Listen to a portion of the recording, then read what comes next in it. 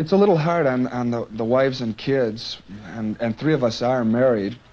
Fortunately, we've been able to recently take our families along on some of the shorter trips, which is great. One time when we were in San Francisco, Danny Serafin and myself, Danny's the drummer, we both took our families along with us. It's really great to take the families along and the wives and have them experience and see a lot of the places that we've already played and do a lot of the things that we've already done, to share that with them. Where'd that duck go? It's sort of hard on the wives, though, but they don't really say too much about it. My wife, Jackie's really great that way. She's very understanding.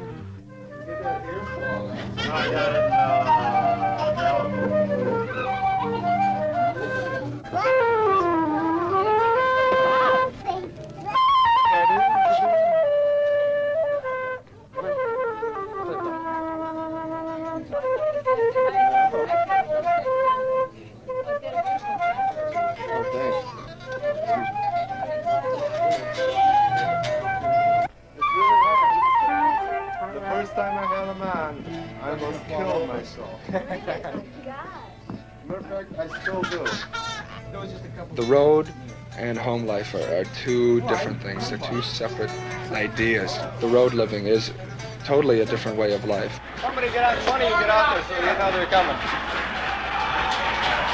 Come on. We gotta go back. Wait a minute. Harry?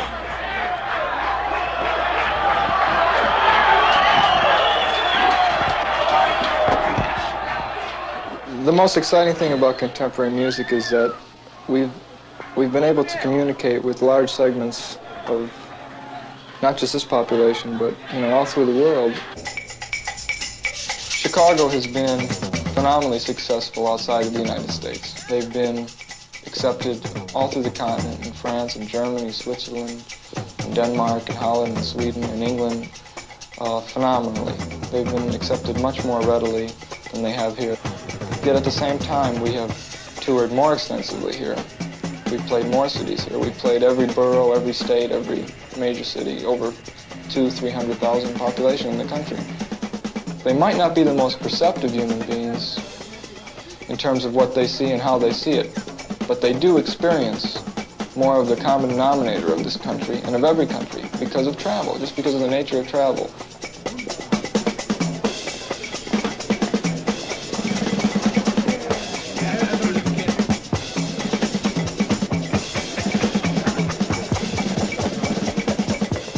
You learn a lot about people by traveling, the way they think about you. And on this trip, we were in Dallas, Texas, and usually we rent cars and drive straight through from the airport to the motel where we're staying.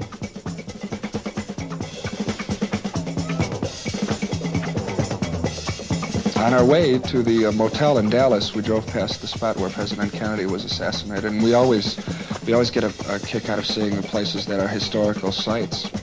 Pete Cetera, our bass guitarist, takes a lot of snapshots, as a lot of the other fellows do, and it's odd. I never really feel comfortable or at home in the South. A lot of the people sort of feel uncomfortable about pop musicians, and sometimes they make me feel sort of weird and uncomfortable.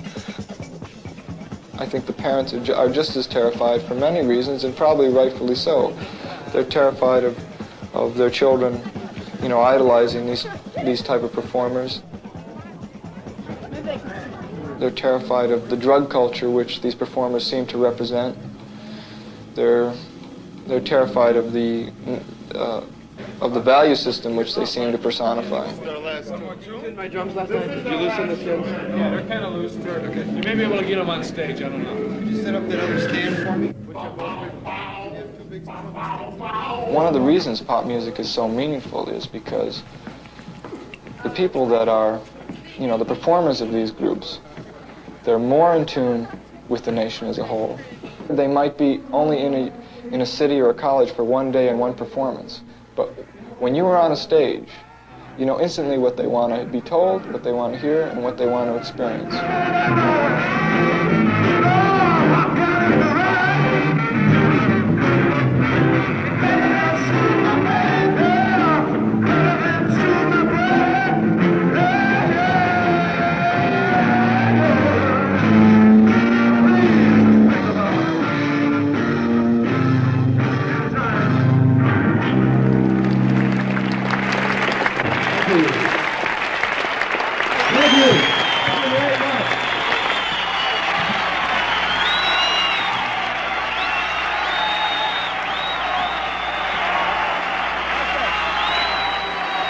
what can I say? You know, Chicago.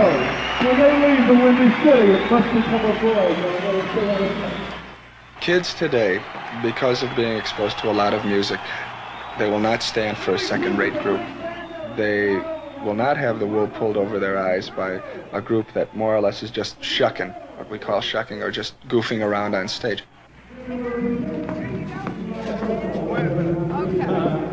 They know good music today, and they definitely don't want to see groups that don't know what they're doing. I was beginning with Peter was friendly. Peter out in that last couple tunes, man. There was one 25 really fast. Was it? I couldn't realize that. So I was like, all of them was 25. Yeah. I was going. Couldn't see him. I think it was too fast. Yeah, it was, man. It was playing too fast every night that you've ever played. Oh, yeah, really? Yeah. Hey, listen.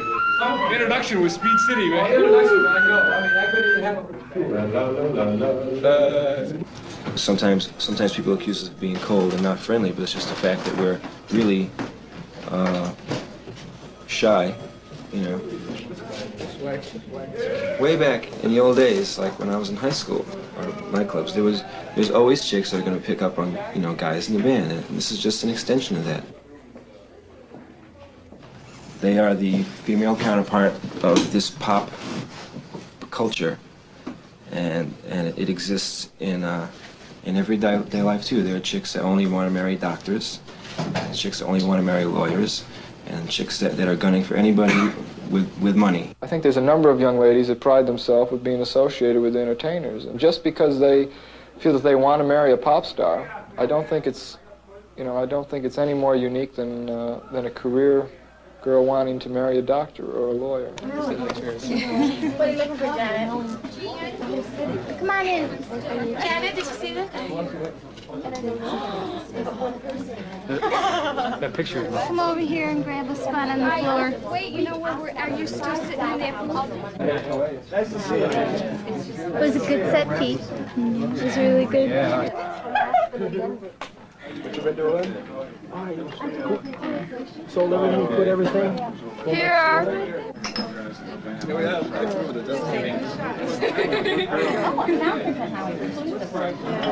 Right on here? They were right on the inside. Phil, come on. Is there any more glasses, Dan? Hey, Dan, is there any more glasses? Wally, is there any more glasses? You do meet a lot of people that are interested in just wanting to meet you, to talk to you about your music, but there's always the few, the male and the female groupies that are around just for their own private reasons, you know, just to touch somebody that's in the pop music scene, you know, and that's when you realize what their goals are. I gotta go home and clean. It's easy to figure them out pretty quickly. It sort of turns you off. But it's short and simple. A groupie is a chick that wants to know somebody successful in a band. And Status thing? it's a status symbol, more or less. Let's put it this way. This was before we recorded an album. And we went to New York. And we used to go, you know, because everybody wanted to, you know, meet some chicks, you know, have a nice little drink and all this stuff. So, like, we'd go into these nightclubs or something, you know, and, like, all these groupie chicks, you know, they'd come up. Oh, you got a lot of hair. Who are you? Oh, yeah, I'm with CTA. They'd split, you know, you wouldn't even see them for the rest of the night. And now, you know, now with the CTA, we have an album out, you know, now it's a different story, you know.